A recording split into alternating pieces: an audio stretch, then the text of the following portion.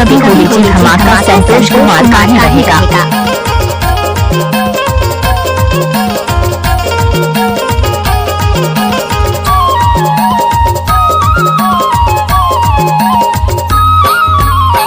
माझे टोला मुन गारे मोर पर बमूर तोर बरे भेजऊं बुलौआ तहाया पे जरूर तोर बरे भेजऊं बुलौआ। माझे टोला मुन गारे मोर पर बमूर तोर बरे भेजऊं बुलौआ तहाया पे जरूर तोर बरे भेजऊं बुलौआ तोर बरे भेजऊं बुलौआ। अरे अरे डीजे रिमिक्स बनाने वालों का नाम है संतोष कुमार, ग्राम जीलन रघुर टोला वाले।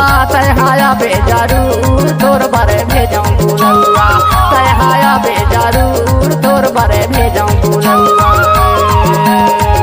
माझे टोला हमारे घरे बटोला ने दोसन के आगे बुलौआ बोला नहीं आवनी दोसन के आगे बुलौआ। डीजे संतोष कुमार मरावी बघोर टोला वाले।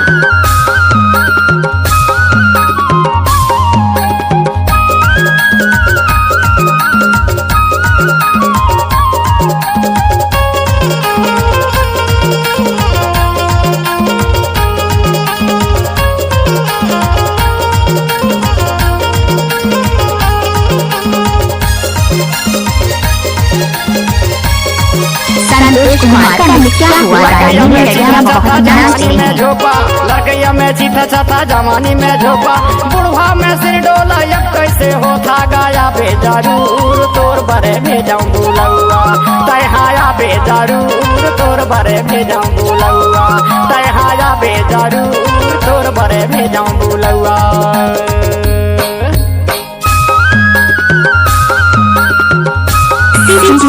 करने वाले का नाम है संतोष कुमार, ग्राम जीलन रघुर टोला वाले।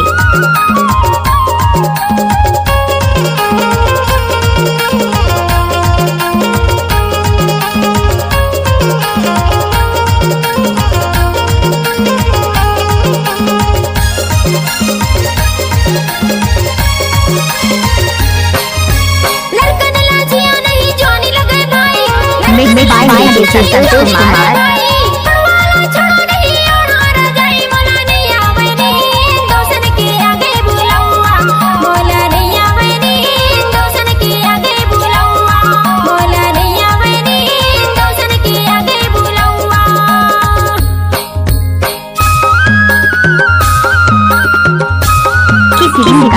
करने का संतोष कुमार का बाएं हाथ का खेल है।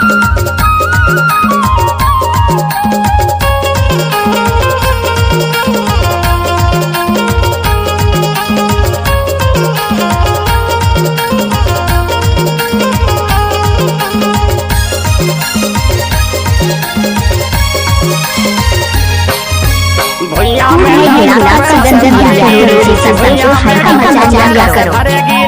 संगी के माया मोर मनला मोहे तया बे जरूर तोर बरे भेजऊं बुलौआ तहाया बे जरूर तोर बरे भेजऊं बुलौआ तहाया बे जरूर तोर बरे भेजऊं बुलौआ तोर बरे भेजऊं बुलौआ।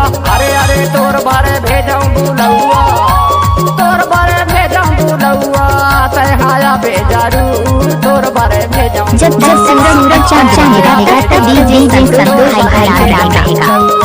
बोला नहीं आवनी दोसन के आगे बुलौआ तहाया बे जरूर तोर बरे भेजऊं बुलौआ बोला नहीं आवनी दोसन के आगे बुलौआ तहाया बे जरूर तोर बरे डीजे संतोष कुमार का चैनल सब्सक्राइब करें।